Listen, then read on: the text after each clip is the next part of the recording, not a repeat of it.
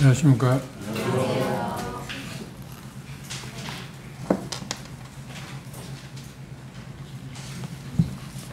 히브리서 11장의 말씀입니다.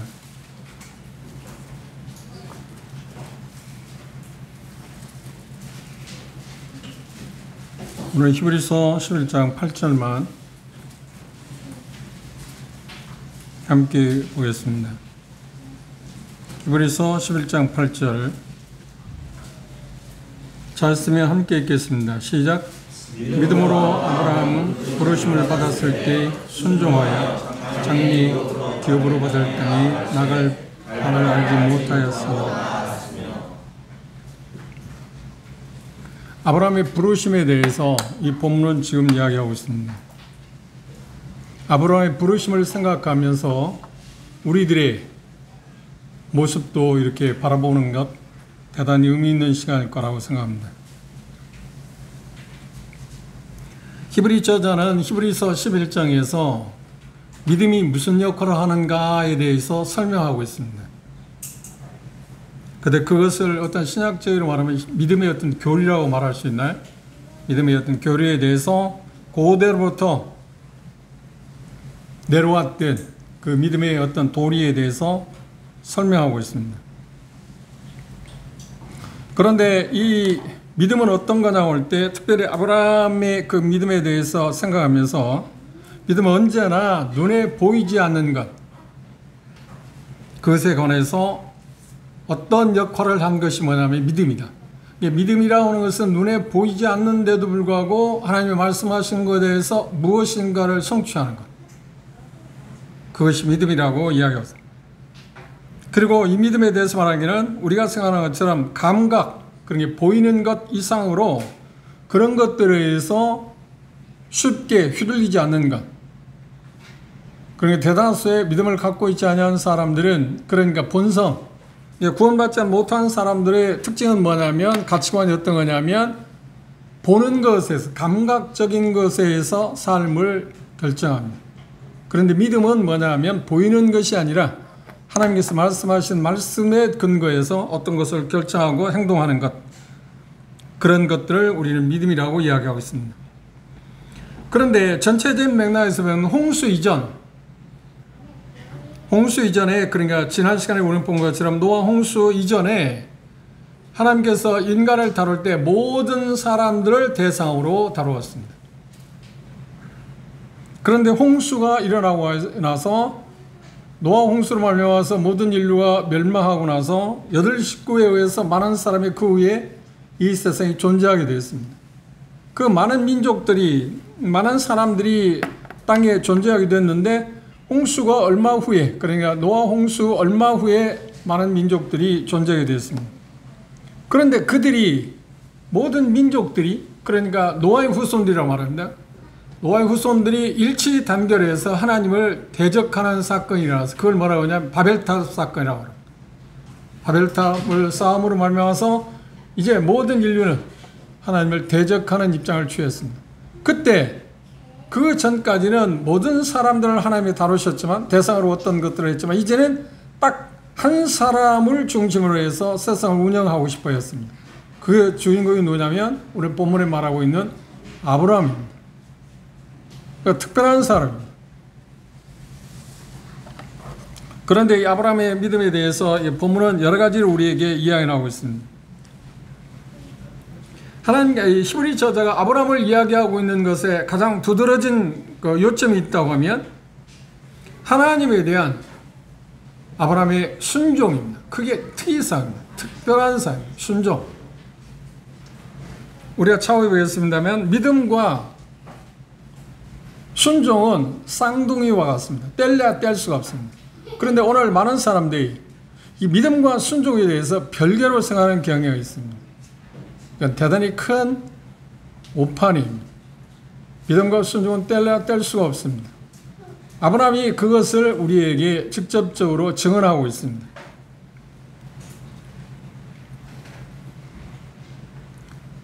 그런데 아브라함이 믿음을 갖기 위해서는 대단히 어려운 문제가 있었습니다. 그게 뭐냐면 여기 표현하고 있는 것처럼 그가 살던 곳에서 하나님 뭐라고 말씀하시냐면 떠나라.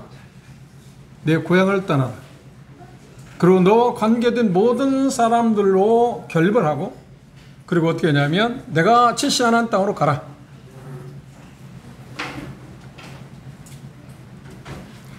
지금 히브리서 11장 8절 오늘 읽은 이 말씀은 1절에서 7절에 있는 말씀에 나오는 것과 그게 전반부라고 보면 이제 후반부입니다. 8절부터는 후반부입니다. 두 번째 단락이라고 생각하시면 될 것입니다. 그것을 한마디로 말한다면 우리가 지난 시간에 한 것들을 좀 정리해보고 나아가도록 하겠습니다. 4절에서 7절은 믿음의 삶에 대한 하나의 어떤 개념이었습니다. 그래서 우리가 본 것처럼 아벨은 우리에게 뭘 이야기하는가요? 믿음의 삶은 어디서부터 시작하는가? 어디서부터 시작하는가? 그건 정확히 말하면 죄사함 받는 하나님과 관계를 맺는 데서부터 믿음의 삶은 시작된다. 그게 아벨입니다. 그 다음 5절 믿음의 삶의 어떤 성격입니다. 믿음은 어떤 것인가? 하나님을 기쁘시게 하는 삶이라고 이야기했습니다. 그리고 하나님과 동행하는 삶, 그게 누구인가요? 에녹에 대해서 말했습니다. 그리고 6절, 7절은 믿음의 어떤 목적, 믿음을 갖고 사는 사람의 삶의 목적은 무엇인가? 정확히 말하면 아벨은 믿음의 시작에 대해서 이야기하고 있고, 그 다음 에녹은 믿음은 삶의 모습들, 믿음은 뭘 하고 있는가 하는 것을 이야기하고 있고, 노아는 여기에서 얘기하는 것처럼 목적입니다. 하나님을, 우리는 두려운 하나님을 열심히 추구하는 것, 바라보며 살아가는 것. 그리고 또 하나 빼놓을 수 없는 것이 뭐냐면 하나님께서 지정해 주시고 하나님 말씀하신 것에 따라서 순종하는 것. 그 방편들을 사용하는 것. 그걸 제가 말씀드렸을 때 은혜의 방편이라고 하죠. 은혜의 방편들을 우리는 믿음으로 받아들이고 그리고 의의 후사가 되는 것. 그것이 노아가 우리에게 제시하는 거라고 그랬습니다. 그리고 2부로 들어간다면 아브라함에 대해서 이야기하는데 8절에서 끝절까지는 성령님께서 우리에게 말씀하시는 내용이 뭐냐면 정확히 말하면 믿음 생활에 관한 더 상세한 정보들을 말합니다. 믿음에 따르는, 그러면 어떤 거냐면 믿음에 따른 믿음 생활의 다양한 국면들, 다양한 모습들을 우리는 여러 믿음의 선진들을 통해서 볼 것이고, 그 다음 믿음의 삶에 따라서 믿음의 삶을 사는데 여러 가지 시련들이 있습니다. 그 시련들, 다양한 믿음의 선진들을 통해서 그 시련들을 우리가 보여줄 것이고, 또 하나 세 번째는 하나님의 은혜를 힘입어서 그의 믿음의 삶을 얻게 되는 어떤 복, 그걸 기업이라고 합니다. 아니면 승리라고 말할 수 있습니다. 그래서 여기 히브리서 11장 8절 이하에 나오는 사람들의 믿음을 추적해 보면 결과는 어떻게 하냐면 승리로 귀결되고 있습니다. 아브라함부터 인간 역사에 있어서 새롭고 중요한 시기가 시작되었습니다. 말씀드린 것처럼 노아 홍수 이후에 바벨탑 쌓기 전까지 모든 사람들을 하나님이 관장했다고 하면 이제 바벨탑 사건을 통해서 그들을 하나님 포기하고, 그렇죠? 심판하는 걸로 놔두고, 그리고 아브라함 한 사람을 통해서 하나님께서 이제 세상을 새롭게 경영하겠다. 그 뽑힌 사람이 누구냐면 아브라함입니다. 그러면 이번 아브라함 당시에 수많은 사람들이 있었습니다. 그리고 잠시 후에 우리 볼 겁니다. 아브라함이 하나님으로부터 선택받는 데 어떤 조건이 있었나요? 자격이 있었나요? 아니요, 전혀 없었습니다. 그래서 그걸 뭐라고 하냐면 우리가 믿는 대로 은혜라고 말합니다. 하나님의 순수한 은혜. 그걸 신학적인 이유로 뭐라고 말하냐면 거절할 수 없는 은혜. 그 은혜로 말미암아서 하나님께서 아브라함을 선택했습니다. 그걸 뭐라고 하냐면 오늘 우리가 보는 것처럼 하나님의 아브라함의 부르심입니다. 그래서 로마서 4장 11절에 우리가 이미 공부를 했습니다만 아브라함을 뭐라고 그러냐면 믿음의 조상이다. 믿음이 조상이라고 말했을 때 두 면이 있어요. 육신적인 이스라엘 사람들의 조상일 뿐만 아니라 영적으로 믿음을 갖는 모든, 그리스도 안에서 믿음을 갖는 모든 사람들의 조상이다. 그 조상이라고 하는 말의 의미는 어떤 거냐면 표본, 그리고 모델, 우리가 본받아야 할, 그리고 그분이 살아가는 삶을 우리도 쫓아가야 한다 하는 그런 의미에서 믿음의 조상이라고 합니다. 그럼 믿음의 조상이라는 말 가운데 하나 또 빼놓을 수 없는 것이 그가 누렸던 모든 것들을 그 후손들이 누린다. 그런 의미에서 그가 믿음의 조상이라고 이야기했습니다. 믿음의 조상이라는 말을 놓치지 말아야 할 것입니다. 그게 대단히 중요한 문제이기 때문에 그렇습니다. 그런데 아브라함을 하나님께 부르실 때 여기 말씀에서는 본문에서 그렇게 말했습니다. 믿음으로 아브라함은 부르심을 받았을 때 순종했다.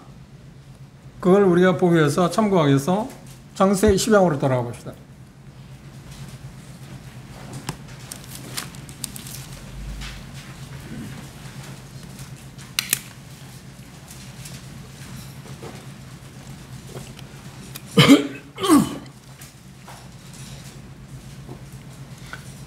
창세기 12장 1절 함께 읽어볼까요? 시작. 여호와께서 아브라함에게 이르시되 너는 너의 본토 친척 아비집을 떠나 내가 내게 지시할 땅으로 가라. 그런데 여기에 대단히 어려운 난제가 있습니다. 하나님께 말씀하기를 내가 내게 지시할 땅이라고 말했는데 히브리 저자는 우리가 말하는 게 갈 바를 알지 못했다. 어느 지역을 말씀하지 않았는데 가라고 하는 거죠. 참 애매한 이야기 아닌가? 그런데 중요한 것은 히브리 저자는 뭐라 하냐면 그것에 대해 순종을 했다. 그거 어떻게 가능하겠습니까? 그게 그런 게 믿음의 특성이라는 겁니다. 그것이 믿음의 특이점입니다.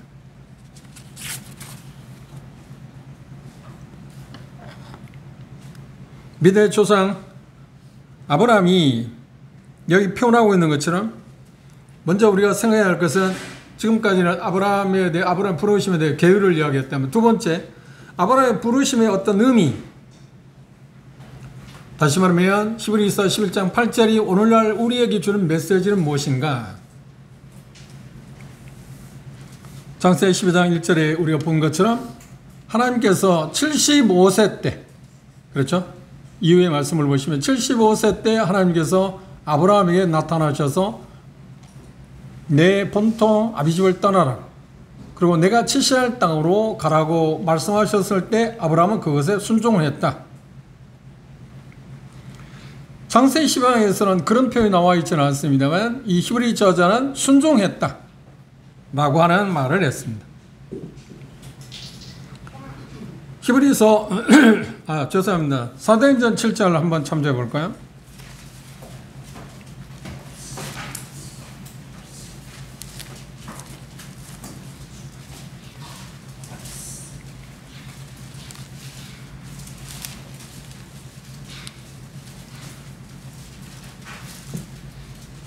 사도행전 7장 2절입니다. 스데반이 가로되 여러분 부형들이여 들으소서. 우리 조상 아브라함이 하란에 있기 전 메소포타미아에 있을 때 영광이 하나님이 그에게 보여 가라사대 내 고향과 친척을 따라 내가 내게 보일 땅으로 가라 하시니 아브라함이 갈대아 사람의 땅을 떠나 하란에 거하다가 그 아비가 죽음에 하나님이 그를 거기서 너희 시방 거하는 이 땅으로 옮기셨다. 이 땅인가? 가나안 땅으로 왔다. 근데 아브라함이 갈 바를 알지 못했는데 하나님께서 말씀하셨을 때 떠날 수밖에 없었던 동인이 뭘까요? 힘이 어디에서 나왔을까요? 그걸 우리는 믿음이라고 말합니다. 그런데 그 아브라함의 믿음이 어디에서 왔을까요? 히브리 저자는 사도행전에서 스데반은 뭐라고 했냐면 영광의 하나님이 그에게 나타났다. 영광의 하나님이 그에게 나타났다. 영광의 하나님이 그에게 나타나서 말씀하셨다. 그런데 영광의 하나님이 아브라함에 나타났을 때 그 모습이 어떤 건가, 뭘 말하는가에 대해서 성경은 언급하고 있지는 않습니다. 단지 전체적인 하나님의 맥락에서 우리가 추정할 수 있는 것은 영광의 하나님이라는 말이 뭘까요?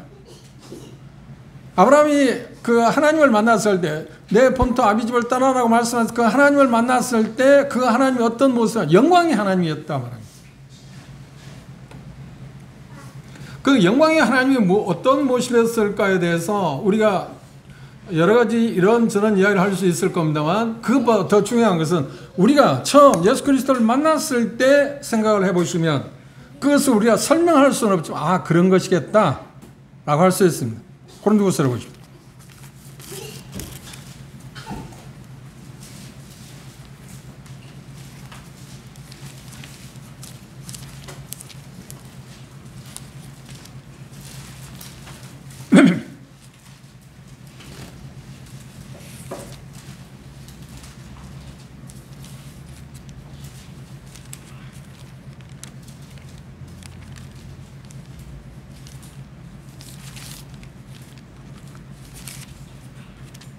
고린도후서 3장, 고린도후서 3장.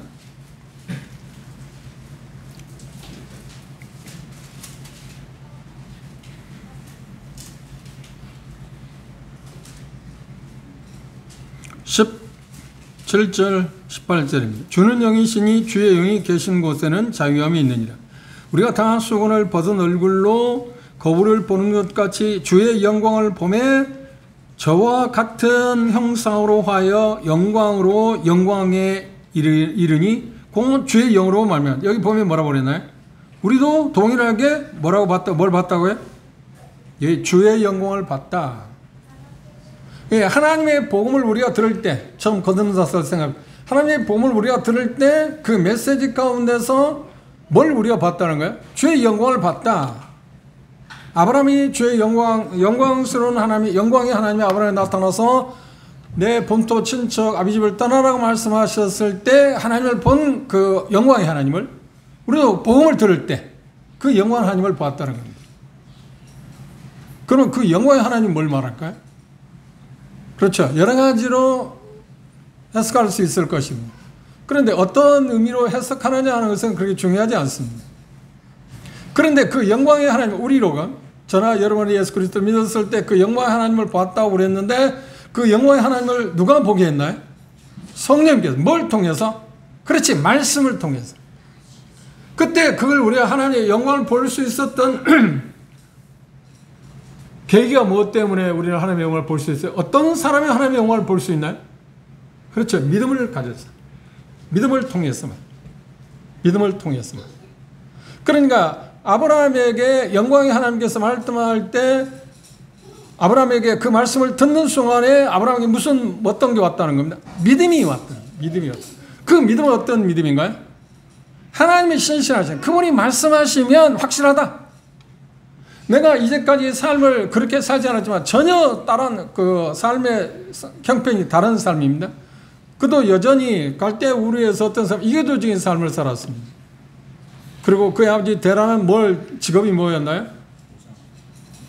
비 오는 날 쓰는 우산이 아니라 우상. 그러니까 갈대 우르에서 부자였는데, 아버지가 부자였는데 뭘 통해서 그 치부를 했냐면 우상을 만들어서 팔아서 치부했어요. 그 아들 가운데 큰 아들이었어요. 그러니까 75세까지 하나님의 영광의 부르심을 받기 전까지 아브라함은 어떻게 살았다는 겁니다. 이교도로서 여전히 누가 보면 15장에 있는 것처럼 탕자처럼 주염 열매를 먹고 산 사람입니다. 똑같아. 우리가 구원받기 전에 우리 모습이나 아브라함이 똑같은 사람이에요. 그 어떤 자격도 없었어요. 하나님의 부르심을 받을 만한 어떤 소질이 하나도 아무것도 없었다니까요. 그런데 그 수많은 사람 가운데 여러 지역의 사람이 편만하게 살고 있는데 하나님께 영광의 하나님께서 먼 지역에 있는 갈대 우르까지 가셔서 아브라함을 만나서 부르신 겁니다. 이것을 우리는 뭐냐? 유효적 소명이라 그럽니다. 그러니까 거절할 수 없고 실패할 수 없는 부르심. 절대로 그걸 거절할 수 없는 특이한 사안입니다.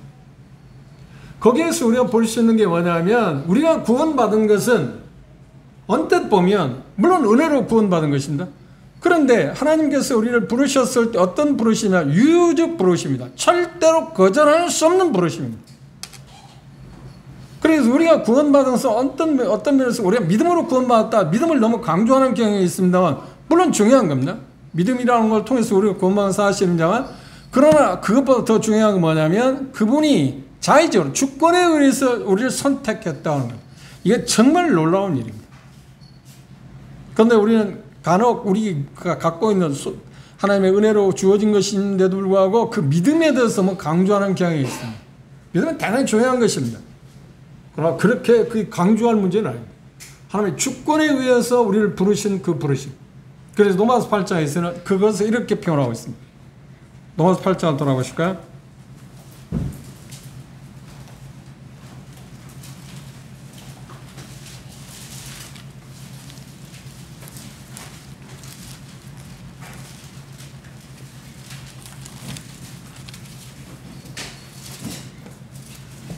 (28절) 함께 읽어볼까요? 로마서 8장 28절입니다. 시작. 우리가 알거니와 하나님을 사랑하는 자 곧 뜻대로 부르심을 입은 자들에게는 모든 것이 합력하다. 뜻대로, 그는 무엇입니까? 누구입니까? 하나님의 뜻대로 부르심을 받은 사람. 그래, 아브라함이 가장 특이사항이 뭐냐면 하나님의 뜻에 의해서 부르심을 받았다는 겁니다. 그 말은 뭐냐? 하나님의 어떤 절대 주권. 아브라함에게 뭐가 있어서, 그래, 부르심을 받을 만한 어떤 가치나 뭐가 있어서 부르셨다는 게 아닙니다. 우리가 구원받아도 마찬가지지 않나요? 그런데 우리가 간혹 놓치고 있는 게 뭐냐면 그겁니다. 우리가 마치 뭐가 있어가지고 뭐 뽐낼 만한 거, 어떤 자원, 뭐 열심, 뭐 어떻게 찾고 뭐 한 그런 것도 있었기 때문에 마치 나를 하나님 구원하신 것처럼 착각하는. 아닙니다. 착각하지 마세요. 그러면 감사가 적어지잖아요. 절대적인 부르심. 한번 생각해보세요. 여러분 구원받을 때 아브라함을 지금 생각하면서 아브라함 부르심을 생각해서 여러분 구원받을 때를 생각해보세요. 저는 종종 이런 부분을 생각할 때, 전에도 말씀드렸지만 제 형제들이 7남매입니다. 6남 1녀입니다. 그런데 형제들 중에서 저보다 똑똑한 형들이 있습니다. 아니 뭐 지혜로 말하면 제가 제일 똑똑하다고 뭐 그렇게 형제들이 그렇게 말해요. 그런데 의학이나 성품이나 그런 면에서 보면 제 맏형을 따라갈 수가 없어요. 호인이고 누가 봐도 선택한다고 하면 우리 맏형을 하나님이 선택했을 겁니다. 사람의 시각에서 보면. 그 셋째니까 일반적인 겁니다. 둘째는 고집이 세다고 하잖아요. 근데 셋째는 뭔가요? 그렇다고 해서 뭐 누구 집 셋째 딸은 아니니까. 네. 그 형제들 중에서 특별히 하나님이 나를 부르셨는데 선택했는데 뭐가 그 형제들 중에 있으면 남이 있어서 부른 거 아니라 주권적인 선택. 그런데 그 부르셨을 때 그 거절할 수 없는 것. 꼭 구원에 이르게 하는 그 부르심입니다. 특별히 우리가 오늘 강조해야 할 것은 우리 마음 가운데 감사하고 감격스러워야 할 게 바로 그것입니다. 내가 구원받은 것은 하나님의 특별한 부르심이다. 그걸 뭐라고 하냐? 유효적 부르심. 절대로 거부할 수 없는 부르심. 그리고 절대로 실패하지 않는 그 부르심. 그런데 그 부르심이 얼마나 합당한가 하는 것을 아브라함으로 받아들일 수밖에 없게 했던 게 뭐냐면 영광의 하나님이 그에게 나타났다.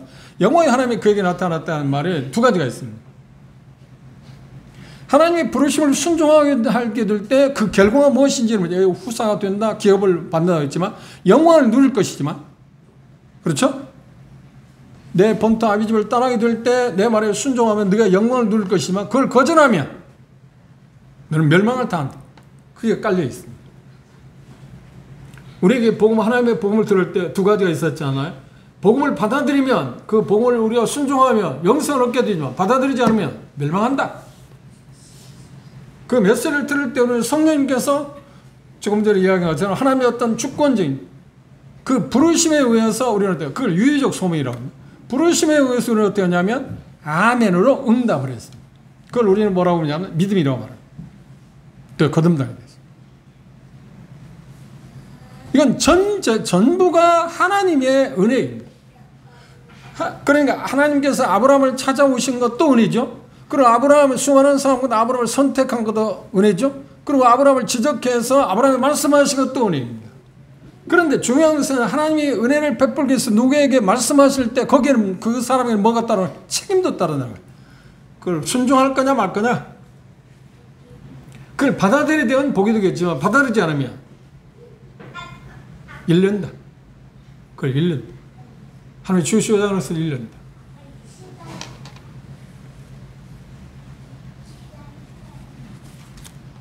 아브라함에서 아브라함 부르심에서 우리가 생각하는 가장 중요한 사항이 바로 그 점입니다.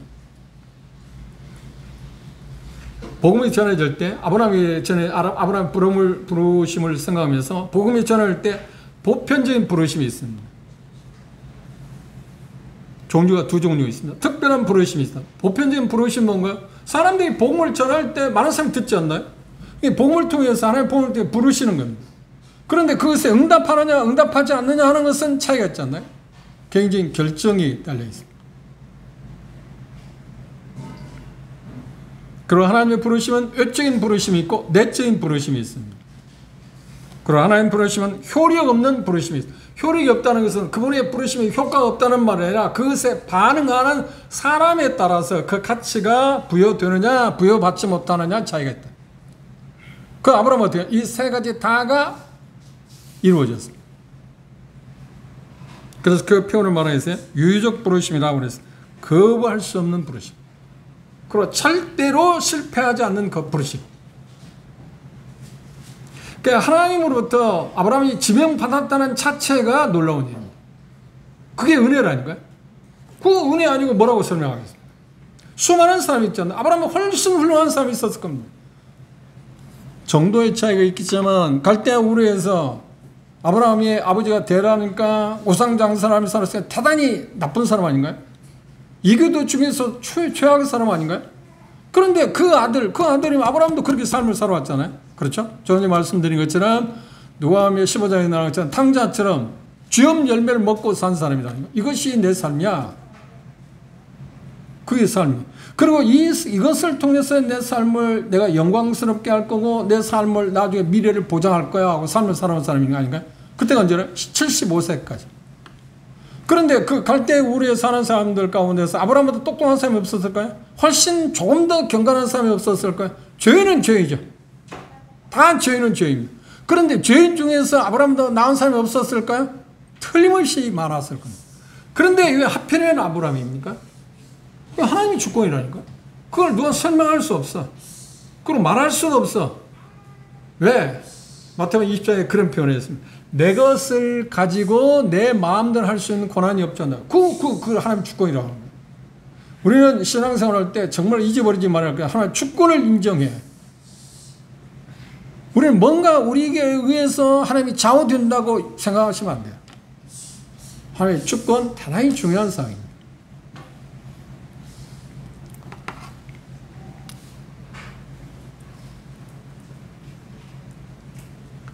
그 부르심으로 말미암아서 아브라함은 어떻게 했나요? 이제 움직이기 시작했습니다. 그것을 우리는 뭐라고 하냐면 우리 쪽으로 말하면 조금 전에 말씀드린 것처럼 오늘날 이 8절이 우리에게 주는 메시지는 뭔가? 구원과 관련되어 있습니다. 중생 그리고 회심이라고 일반적으로 이야기합니다.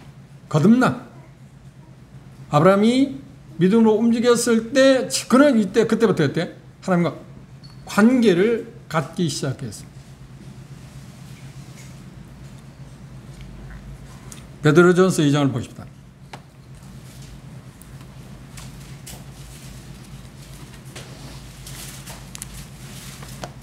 베드로전서 2장 9절입니다.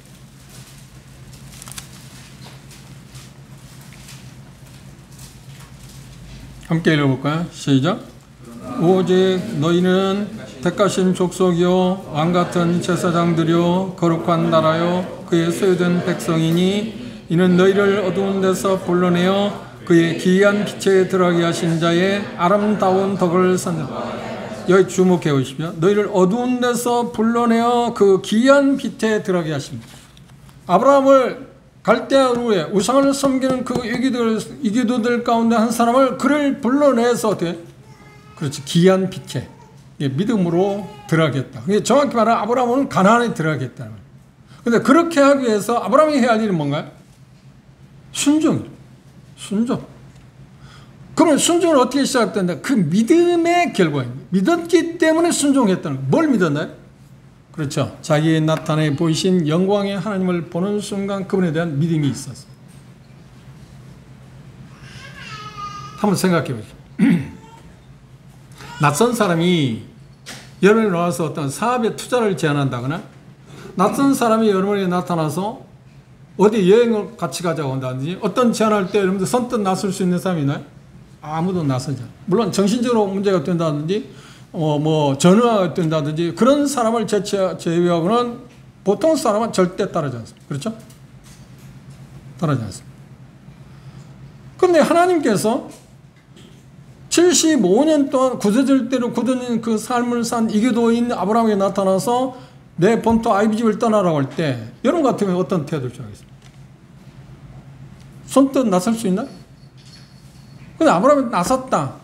그럼 나섰다고 하는 걸 때 무엇 때문에 나섰나요? 무엇으로 인해서 나섰나요? 그걸 우리가 말하는데 믿음이라고 말해요.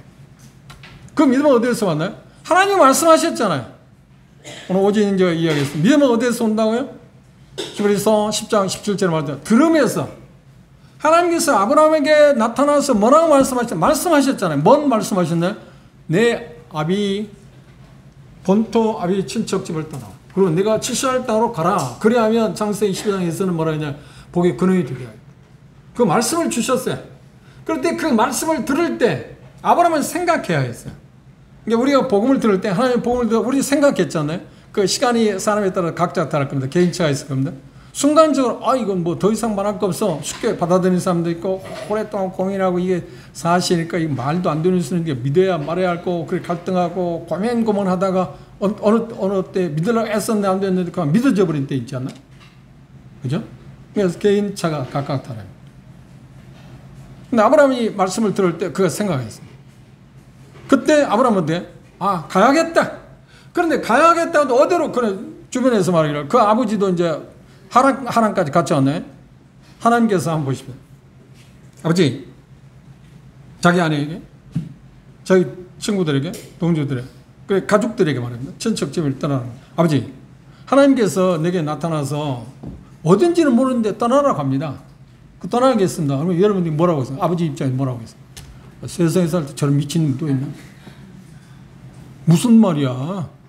말도 안 돼. 친구들에게 나는 이제 곧 떠날 거야. 이곳을 떠나요. 그러면 묻기는 어디로 가는데, 어디로 가는지는 알아야 할 거야. 몰라. 어디로 가는지는 몰라. 그런데 그냥 갈 거야. 정신적으로 문제 없고 그 이야기를 누가 받아들이겠습니까? 그런데 그렇게 할 수 있었던 게 뭐라고요? 그게 믿음이라니까. 그 믿음의 위력이 그거야. 믿음은 말씀드렸잖아요. 전제하기로 뭐라 했나? 믿음은 보지 못하는 것들의 어떤 실상, 바라볼 수 없는 것들의 실체, 그건 믿음이라고 말했지 않나요? 믿음이 있으니까 보이지는 않지만 하나님에 대한 신뢰가 있으니까 그분이 어느 곳에 가라고 지정하지 않았지만 갈 수 있다라고 움직였다는 겁니다. 이게 믿음의 위력이야.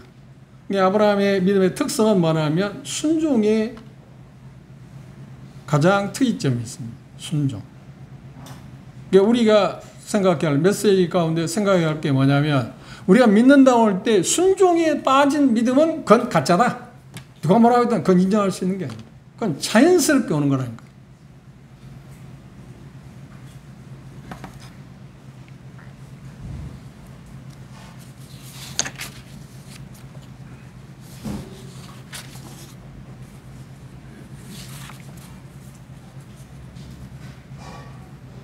그럼 하나님께서 아브라함을 부르기 전에 아브라함이 어떤 상태에 있었나요? 이사야서 51장을 봅니다. 성경을 찾는 이유를 확인하기 위해서 찾습니다. 이사야서 51장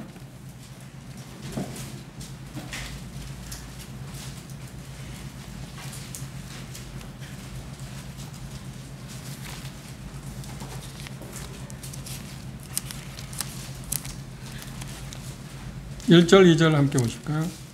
이사야서 51장 1절 2절 읽어봅시다. 시작. 의를 좇으며 여호와를 찾아 구하는 너희는 나를 들을지어다. 너희를 떠난 반석과 너희를 파는 우묵한 구덩이를 생각하여 보라. 너희 조상 아브라함과 너희를 생산한 사라를 생각하여 보라. 아브라함이 혀를 간신으로 했을 때 내가 부르고 그에게 복을 주어 창생케 했다. 여기 보면 뭐라고 했나요?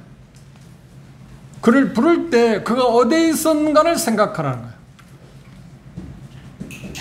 우리가 부름을 받기 전에 내가 어떤 사람인가, 어디에 있었는가를 생각할 때 하나님의 은혜가 배가 되는 것입니다. 그리고 그에 대해서 감사가 되고 예배할 때 그게 대단히 중요한 거 아닌가요? 하나님이 나를 부르시잖아요. 하나님의 복음이 내게 전달되어서 그걸 받아들이기 전에 나는 어떤 상태에 어떤 사람인가? 아브라함은 어떤 사람이나요?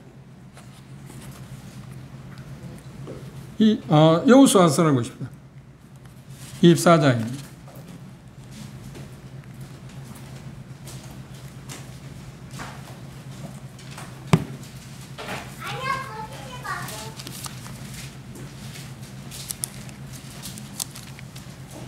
이도영, 네가 이야기하는 시간이 아니야. 할아버지가 이야기하는 시간이야.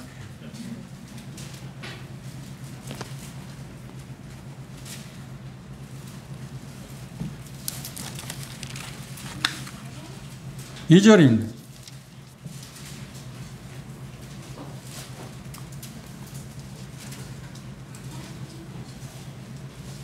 읽어볼까요? 여호수아 24장 2절 시작.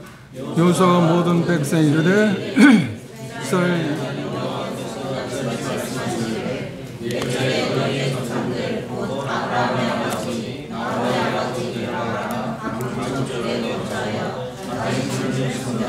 예, 여기 표현 가운데 그렇게 말했습니다. 하나님의 부름을 받기 전에 그의 아버지 데라가 강 저편, 그러니까 요단강을 건너기 전에, 그러니까 가나안 땅에 들어오기 전에 어떤 생활을 했냐면 갈대아 우리에서 다른 신들을 섬겼다. 그리고 여기 3절에 보면 그렇게 내가 너희 조상 아브라함을 강 저편에서 이끌어내어 가나안으로 인도하여 온 땅에 두루 행하게 하고 그 씨를 번성케 하기 위해서 불렀다. 아브라함도 여전히 이기게 되어 있습니다.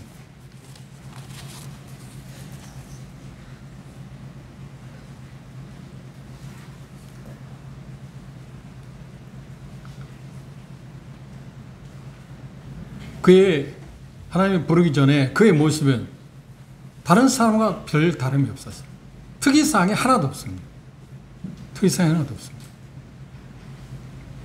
그런데 하나님께서, 영광의 하나님께서 어느 날 아브라함에게 찾아오셔서 말씀하신 것입니다. 이 부분에서 우리가 조심스럽게 접근해야 할 게 뭐냐면, 언제 여러분의 삶에, 내 삶에 하나님께 다가오셔서 말씀하셨는가? 오늘 한번 생각해 보십시오. 그걸 생각하기 전에 지금 주제대로 생각하는 것처럼 나는 하나님께서 내게 언젠가 다가오셔서 하나님 복을 tes어요. 언젠가 다가오셔서 나의 모습을 실체를 보여주고 내가 믿음을 고백하기 전에 나의 삶은 나는 어떤 삶이었어? 도대체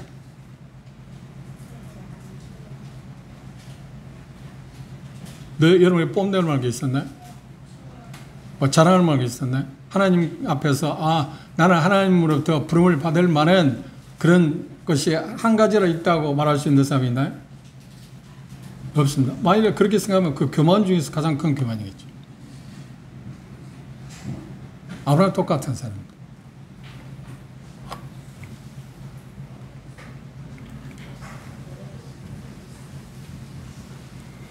그러면 아브라함을 하나님이 부르셨을 때 그 내용을 보십시오. 뭐라고 표현했나요? 내 본토 아비집을 떠나라. 그리고 더 우스운 이야기는 아브라함 중에서 우리가 생각할 때 인간적인 차원에서 볼 때 받아들이기 어려운 게 뭔가요? 갈 바를 알지 못, 지시하지 않았어요. 어느 곳이라고. 그가 가야 할 곳은 어딘가요? 우리는 이제 정해져 있으니까 나중에 역사를 돌이켜보니까 가나안 땅이죠. 그러니까 가나안 땅이라 말하지 않았고 만일의 경우 갈대아 우리에서 가나안까지 거리가 얼마인지 아세요? 거의 2,400km에서 2,800km 거리가 됩니다. 어느 지역으로 가나안에 있다고 해서. 상상할 때 본 것도 없고 본 생각도 못할 지금 우리는 한국에 있으면서 외국 여행을 하지 않을지라도 뭐 여러 가지 매체를 통해서 아프리카나 뭐 저쪽 어느 지구촌의 어디 구석구석까지는 다 모른다 할 때 대다수 알지 않나요? 이해할 수 있냐? 그리고 그거 있다는 것도 알지 않나요? 그렇죠. 그런데 아브라함 때는 가나안이 뭐가 있어요? 가나안에 말할 때 이해를 해? 하나님 어디? 똑같은 입장이라는 거야. 그걸 생각하시나요? 갈 바를 알지 못했다고 할 때 어느 곳을 지정한다고 할 때 아브라함 모른다니까? 여전히 갈 바를 알지 못하는 것이야. 그렇죠? 우리는 우리의 시각에서 보면 너는 지금 우리가 지금 유엔에서 근데 수원으로 떠나라 하면 우리 알죠? 갈 바를 아는데. 그런데 아브라함 쪽에서는 가나안이라고 정해 준다고 해도 어딘지 모른다니까? 여전히 갈 바를 알지 못하는 지역이라니까. 왜 하나님께 갈 때, 아브라함 부를 때, 왜 지정해, 갈 때, 가나안이라고 말하지 않았을까? 여러분 의심하잖아요? 똑같은 이야기니까. 이해하셨죠? 그리고 두 번째는, 우리가 상식적인 의미는 똑같은 의미고, 두 번째는 뭐예요? 믿음은 보이는 것에 의해서 하는 게 아니니까. 그렇죠? 무엇에 의해서 하는 거야? 그분의 말씀, 그분이 신뢰하고 살아가는 삶이 믿음이니까. 아브라함이 움직였다는 말은 뭘 말할까? 하나님을 신뢰했다는 말. 하나님의 말씀을 믿었다는 말. 갈 바가 어딘지 모르지만 그분이 지시하는 거 가라고 움직이니까 가게 되면 그분이 안내할 게 하십니까? 어느 쪽으로 갈지 몰라. 어느 지역인지도 몰라. 그런데 그분이 안내할 거라고 지금 믿었어요. 그래서 출발한 걸 보면 어떻게 하냐? 갈대아 우리 떠나서 하란까지 왔어요. 하란에 잠시 정치했어요. 왜냐하면 그 아버지 데라가 죽을 때까지 기다렸어요. 데라는 어떤 면에서 보면, 영적인 의미에서 보면 아브라함의 나그네의 삶을, 그러니까 믿음의 삶을 시작하는데 걸림돌이 되었기 때문에 하나님이 제거할 때가 기다렸어요. 하란에서 그 아버지 데라가 죽자 아브라함이 다시 말씀, 떠나라, 움직이라.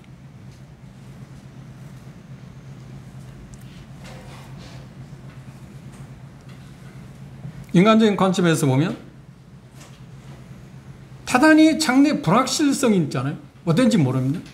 그런데 지금 살고 있는 것은 확실하지 않나요? 갈대아 우리에서 부자예요? 잘 살고 있어요? 그리고 누릴 만큼 누리고 있어요? 그런데 그걸 버리고 전혀 생각지 못하는 것을 향해서 간다? 그걸 생각하면 말씀드린 것처럼 우리가 그런 모습을 취하면 여러분 뭐라고 해요? 그 당신 미련한 사람 아니야? 뭔가 생각해봐. 그 뭐 말도 안 되는 소리를 어떻게 그렇게 해? 그런데 믿음은 그럴 수 있다. 왜? 믿음 자체가 중요한 아니라 믿음의 대상 그분이 중요한 거니까. 영광의 하나님. 하나님이 말씀하셨으니까 지금 현재 잡히는 건 없지만 그보다 훨씬 좋을 거라고 바라봤다는 겁니다. 그게 믿음의 역할이에요. 그 믿음의 유대성이 거기에 있는 것입니다. 믿음이 아니어서는 그걸 선택할 수 있는 사람이 없습니다. 미래의 불확실한 것을 잡기 위해서 눈에 보이는 확실한 것을 아브라함은 포기해야 했습니다. 그렇죠? 또 하나 말씀드린 것처럼 어디로 갈지 전혀 알지 못하는데 움직였어요. 왜 움직였나요? 자기에게 말씀하시는 하나님을 신뢰했습니다. 하나님에 대한 신뢰. 그게 우리 쪽에서는 뭐냐면 아브라함도 마찬가지입니다. 아브라함에게 말씀하신 그 하나님 말씀을 신뢰했고 그 말씀하신 하나님을 신뢰했고 우리도 마찬가지입니다. 말씀하신 하나님 그 말씀을 우리는 신뢰합니다. 그래서 사도행 20장 보면 밀레드에서 바울 사도는 에베소의 장로들을 불러놓고 그렇게 말했어요. 나는 여러분들의 미래에 대해서 에베소 교회의 미래에 대해서 내가 할 수 있는 일이 뭐냐면 주와 그분의 은혜의 말씀께 여러분들을 의탁한다. 그게 유일한 방법이에요. 주님과 그분이 말씀하신 말씀으로 에베소 교회의 미래에 대한 그 모든 것들을 내가 염려하는 모든 것들을 해소시킬 거다. 그리고 건강한 교회를 세울 거다. 그래 주와 은혜의 말씀께 나는 여러분을 의탁한다. 이 말씀의 유력. 그래서 우리는 다른 마찬가지일 겁니다만 제가 강조하는 거예요. 항상 그 말씀을 강조하잖아요. 왜? 그 믿음은 근거는 항상 말씀에 있으니까. 이게 확실한 믿음이냐 아니냐 하는 것은 뭐냐? 확실한 말씀에 근거하고 있는가 내 믿음이 하는 것이기 때문에 그렇습니다.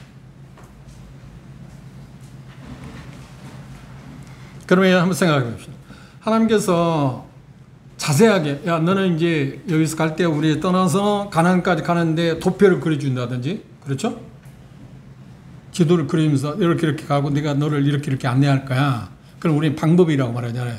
지지형 이야기를 때 GPS 요즘 같은 거 하면 그렇게 하면 좋겠는데 그걸 안 한 거야. 그거 안 하고 뭐라고요? 내 본토 아비 집에 친척을 떠나라고 그랬어. 그걸 그렇게 하셨던 이유가 뭘까요? 아브라함을 테스트하기 위한 겁니다. 네가 내 말을 신뢰할 거야. 내 말대로 내가 너에게 말한 영광의 하나님 내가 너에게 나타났는데 너에게 보여준 그 하나님을 정말 신뢰할 거냐? 신뢰의 여부를 측정해 보고 싶어 했어요. 테스트해 보고 싶었어요. 그게 첫 번째 사항이고요. 두 번째는 뭔가 그의 본성을 깡그리 없애버리고 싶었어요. 그가 이제까지 살아온 가치관에 의미가 없다. 네가 앞으로 살아갈 때는 믿음의 삶을 살아가는 것은 뭐냐면 이제까지 살아온 그 가치관에 의해서 결정하는 게 아니다. 이제 새로운 가치관의 삶을 사는 거다. 새로운 가치관이 뭔가요? 하나님 말씀에 기준하는 것입니다. 그런데 우리가 구원받고 나서 계속 가치관의 혼동이 있지 않나요? 하나님의 말씀이 이렇게 말씀하시는 데 비해서 우리가 생각하는 건 뭐예요? 이제까지 살아온 건 이제 우리가 보여주는 그런 문화나 그 모든 것 가치관들 갖고는 자꾸 저울질하잖아요. 이렇게 하면 손해볼 것 같은데? 이건 아니야. 그게 좀 어리석은 것 같은데? 아브라함이 이제까지 살아온 삶의 패턴을 완전히 무너뜨리기 위해서 지금 말씀하신 겁니다. 또 세 번째 이거 또 하나 있습니다.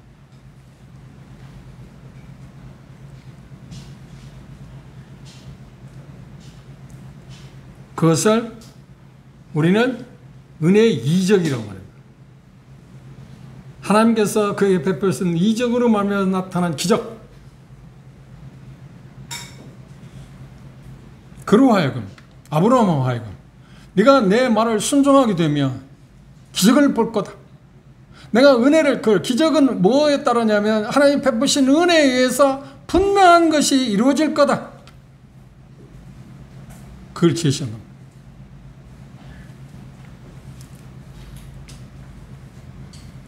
다시 말하면 하나님의 은혜의 지극히 크심을 알리기 위해서 아브라함에게 네가 갈 바를 알지 못하는 지역을 말하면서 떠나라고, 내 본토 아비집을 떠나라고 제시했습니다. 그 말은 뭔가요? 하나님이 너를 인도할 거다. 은혜를 베푸셔서 네가 어느 곳에 도착해야 할지, 그곳에 도착하는데 어떻게 가야 할 건지, 그곳에 가는데 어떤 어려움이 있게 될 때마다 하나님 그걸 헤쳐나가게 될 거고, 하나님께서 내게 주어진, 내게 너희 준 그 소명을 완전히 성취할 거다. 성취하게 할 거다. 뭐가? 하나님의 은혜. 내가 베푸는 은혜가 그렇게 할 거다. 그것에 대해서 아브라함에게 확실히 심어주기 위해서 지금 그렇게 말씀하셨습니다. 세 번째, 하나님의 부르심에는 아브라함을 통해서 부르심에 대해서 이중적인 반응을 보였습니다. 첫 번째 반응이 무엇인가요? 아브라함은 요구, 이중적인 요구가 있습니다. 첫 번째 말하는데 여기 표현 가운데 본토를 떠나라. 네가 태어난 고향을 떠나라. 갈대우르입니다. 두 번째는 뭔가요? 친척을 떠나라.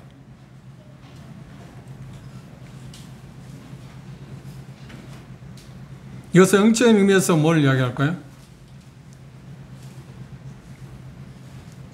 갈대우르는 정확히 말한다면 요한일서 5장 19절에 것처럼 이 세상의 주인은 누구인가요? 사단입니다. 우리로 제하면 영적인 의미의 지금 메시지가 지금 히브리서 11장 8절의 메시지가 우리에게 뭘 지금 이야기하느냐 의미를 지금 우리가 생각하고 있지 않나요? 그럼 영적인 의미에서 아브라함이 본토를 떠난다는 것은 우리에게서 뭘 지금 이야기하는 거예요? 이 세상의 지배에서 우리가 벗어난다.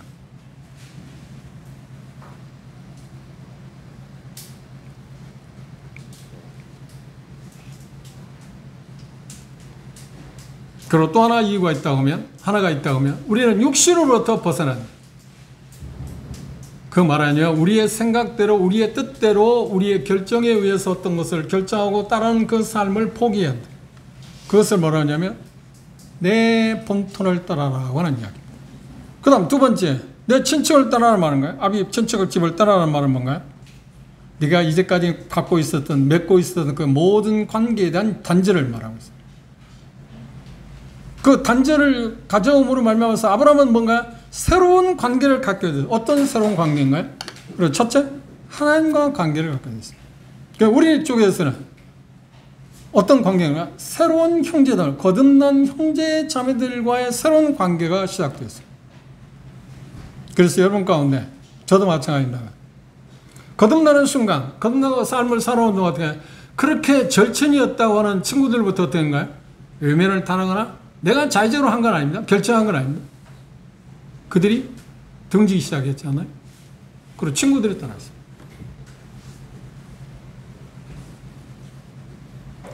저에게도 단단히 당대 제 친구들 가운데 참 구원받게 같이 종교생활을 한 친구입니다.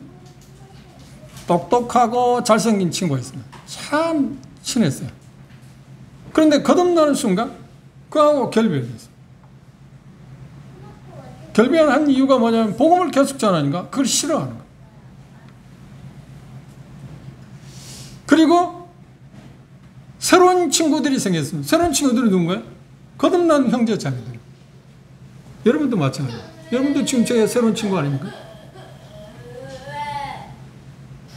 아브라함이 친척을 떠나는 의미가 바로 그런 의미를 갖고 있어요. 그런데 이건 명령입니다. 그렇죠? 해도 되고 안 해도 되는 게 아닙니다. 그런데 우리는 이 두 가지 것 때문에 우리는 계속 갈등이 있습니다. 육신, 그리고 우리가 맺었던 관계하고 있던 이 세상의 그 관계로부터 우리가 자유롭게 구별되는 삶을 사는 데 있어서 대단히 어려움을 겪고 있습니다. 그럼에도 불구하고 하나님께서 아브라함에게 그 말씀하실 때 내가 은혜를 베풀어서 그걸 하게 할 거다. 우리도 마찬가지냐? 하나님의 은혜로 말하면 성령을 통해서 능력을 부여해서 그것들을 우리가 감당하게 하셨고 지금까지 저도 마찬가지 여러분도 어떻게 했나요? 실패도 했어요. 넘어지기도 했어요. 여전히 그게 지금 자리 잡기도 해요. 그런데 여전히 지금 우리는 조금씩 이겨가고 있지 않나요? 뭐가? 무엇으로? 하나님의 은혜로 말미암아서. 아브라함도 수없이 실패했습니다.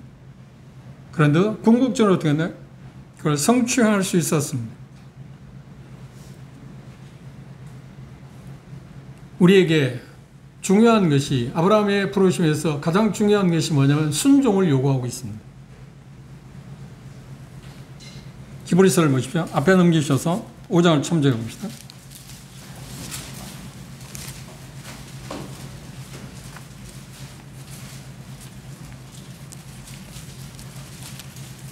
히브리서 5장 9절입니다. 함께 읽어볼까요? 시작.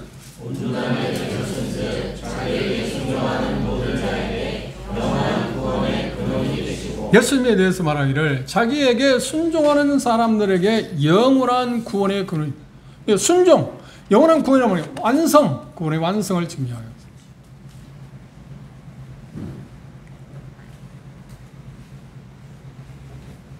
아브라함은 그 명령에 따라서 그 명령한 것에 대해서 순종하여 나아갔다. 순종하여 나아갔다고 하는 말의 의미는 무슨 말이냐면 실제적으로 외적인 행동을 했다는 말입니다.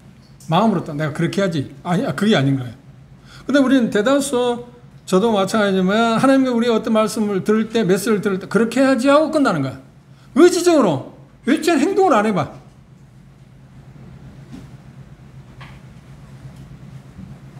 제가 언젠가 그런 말씀을 했을 겁니다. 우리 민족이 강점이 있어요. 뭐냐면 대단히 감성적입니다. 우리는 정적이에요. 우리 민족은 정적이에요. 그런데 우리 민족의 취약점이 있어요. 뭐냐면 의지가 대단히 약해요. 정적인 걸 대단히 감성은 예민하고 그런데 의지가 대단히 약해요. 그러니까 외국 서양 사람들은 감성은 좀 약한 데 비해서 대단히 의지적이에요. 그래 모든 것을 의지적으로 어떤 해. 그러다 보니까 어떻게 믿음에 대해서도 우리가 의지적으로 대단히 약해요. 외적인 행동을 하잖아요. 그러면 여기 순종하여 나아갔다는 말은 순종하여 나아갔다는 말의 의미는 뭐냐면 그 말씀을 들을 때 본토 아비집을 떠나올 때 아브라함은 어떻게 마음으로 승낙했다. 쾌히 승낙했다. 그럼 마음으로 승낙하는 순간 그는 어떻게 움직여야지 않아요. 움직이는 거라니까.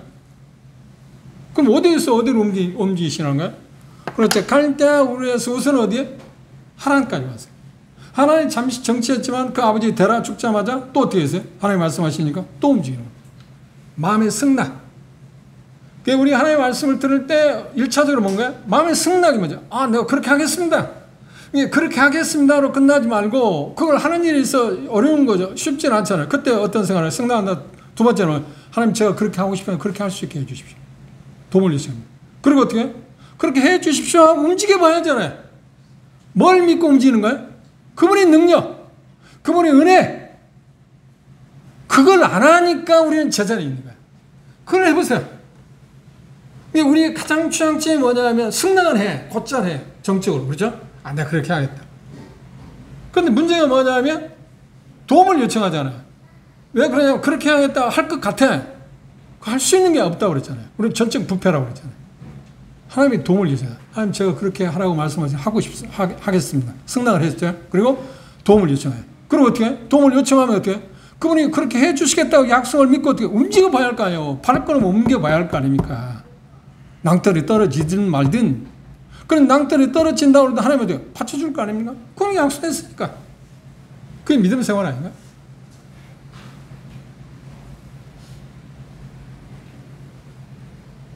모두에서 말씀드린 것처럼 믿음과 순종은 뭐라고 하는가요? 쌍둥이에 같다. 뗄 수 없다 말했습니다. 그래서 오늘 이 시간에 들은 메시지를 정리하자면 하나님께서 아브라함을 부르신 부름의 요소 가운데 빼놓을 수 없는 것이 뭐냐고 하면 그 부르심에는 유효적 부르심입니다. 절대로 그것에 대해서 저항할 수도 없고 그리고 무효로 끝날 수도 없고 확실한 거고, 그리고 어떻게 거절할 수도 없고, 그리고 확실한 그 부르심입니다. 그런데 그 부르심을 받을 때 두 번째 우리가 본 것처럼 아브라함이 그런 부르심을 받을 수 있는 자격이 있었다고요? 뭐 조그만한 게 뭐 있었다고요? 아무것도 없었다. 그런데 그 하나님의 주권적인 은혜로 그를 부르셨다. 우리가 구원받아 마찬가지잖아요. 하나님의 주권에 의한 은혜, 구원. 오늘 우리 마음 가운데 그걸 간직하는 필요. 우리는 그걸 상실하는 경우가 많이 있습니다. 마치 내가 믿은 것 때문에 막 구원받아 그 믿음에 대해서 어떻게 자랑하려고 해요. 그런데 성경 뭐냐? 그 믿음도 선물이라고 그러지 않나요? 자랑하는 게 아니야.